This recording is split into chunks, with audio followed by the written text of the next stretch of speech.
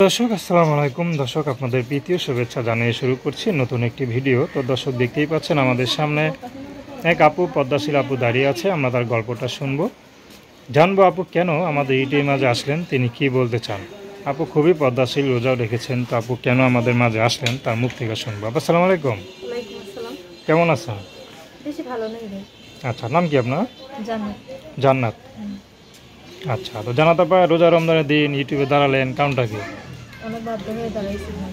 অনেক বাধ্য হয়ে একটা ছোট দাঁড়াইছেন। বাচ্চা আছে, বাচ্চা খাওয়া পড়া দেওয়ার মতন মানুষ নেই, কারণ তার বাবা আর একটা বিয়ে করছে, মনে তালাক হয়ে গেছে। সে মনে করেন তার সেই সংসার নিয়েই আছে। এখন আমি বাচ্চাকে নিয়ে বাসা ভাড়ায় থাকি। আমার বাবা মা আছে, কিন্তু তারা বয়স্ক মানুষ, বাবার ভাড়া গাড়ি চালায়। তাদের সেই সামর্থ্য নাই যে আমার সন্তানটার দায়িত্ব নেবে। রমজান মাস লোকের বাসায় কাজ করে আমি ঠিকমতো বাচ্চার খাওয়া পড়া দিতে পারতেছি না।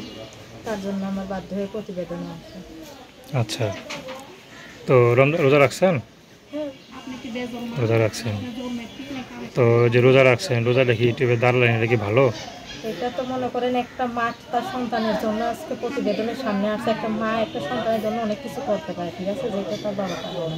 আচ্ছা, এখন সে তার সন্তানের দায়িত্ব নেয় নাই, সে বাবা হয়ে এটা অস্বীকার করতে পারে যে আমি খাওয়া পড়া দিতে পারবো না, আমি ইনকাম করতে পারবো না।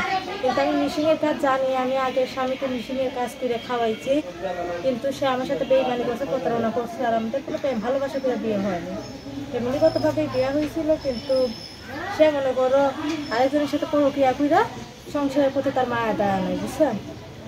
একটা মানুষ তো তখনই প্রতিবেদনের সামনে আসে না যখন সে চলতে না পারে, তার দেখার মতো কেউ না থাকে একটা ভালো মনের মানুষের জন্য। তাই আমিও আসছি ভিডিওর সামনে, যে যদি আমি কোনো বিশ্বাসমতো মানুষ পাই। তো এই যে আপনি বললেন যে আপনি তারে কাজ করে খাওয়াইতেন, তো বিয়ে শাদী করে তো স্বামী স্ত্রীকে কাজ করে খাওয়াইবো, তো আপনি তারে কেন কাজ করে খাওয়াইতেন? সবার ক্ষেত্রে তো এটা হয় না, ঠিক আছে।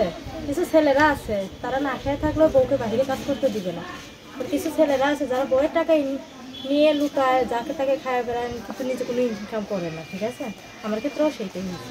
আচ্ছা আচ্ছা, তো এখন যদি একটা মানুষ পান, দেখা গেল তার ইনকাম কম, তার মধ্যে মোটামুটি ইনকামওয়ালা আছেন, ঠিক না? তো বলছি তো দেখা গেল তার ইনকামে আপনার ইনকামে দুজনে কি সংসারটা চালানিয়ে নিয়ে যেতে পারবেন? আল্লাহর রহমতে পারবো। সে যদি আমাকে একটা সেলাই মেশিন কিনা দেয়, আমি মেশিনের কাজ জানি, সেইটা কাজ করলে অবশ্যই চলতে পারবো। আমি তার অর্থ সম্পদ দেখে বিয়ে করবো না, সুন্দর একটা মন দেখেই বিয়ে সাথে। দেখা গেলো তারও বউ বাচ্চা আছে। সমস্যা কি ভাই, আমি তো নিজে একটু বিবাহিত লোক, ঠিক আছে। আমি তার অবিবাহিত ছেলেকে বিয়ে সাথে করবো না যে আমার ছেলেটাকে অবহেলা করবে। সে বয়স্ক হইলে আমি তাকে মনে মানুষ করবো, যাতে সে আমাকে আর ধোকা না দেয়, আমাকে ছেড়ে না যায়। তার প্রতি আমার একটা বিশ্বাসও থাকবে, ঠিক আছে, যে তারও বাচ্চা কাচ্চা আছে, আমারও আছে। তো দর্শক আপনারা জান্নাত আপার কথা শুনলেন, তার নাম্বারটা 01941625360। আমি নাম্বারটা আবার বলছি 01941625360। তো দর্শক, প্রেম ভালোবাসা, সাহায্য সহযোগিতা, বিয়ে শাদী করা একান্ত আপনাদের ব্যক্তিগত ব্যাপার। আসুন আমরা 5 ওয়াক্ত নামাজ পড়ি, সর্বদা দেশের সেবা করি।